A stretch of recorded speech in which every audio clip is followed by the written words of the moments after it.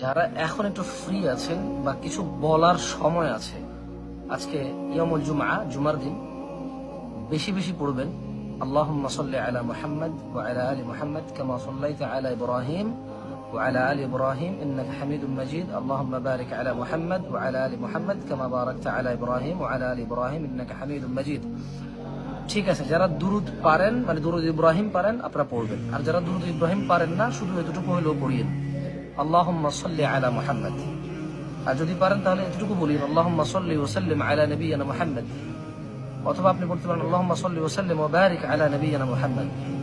মোট কথা হলো, আমি বোঝাতে চাচ্ছি যে যারা কোরআন তেলাওয়াত করতে জানেন সূরাতুল কাহফ তেলাওয়াত করেন, যারা পারেন না শিখার চেষ্টা করেন, যারা দুরুদ ইব্রাহিম পরিপূর্ণ পারেন দুরুদ ইব্রাহিম বেশি বেশি পড়েন, মানে গুনবেন না, গুনে রাখবেন না, যতবার পসিবল হয়, কেমন?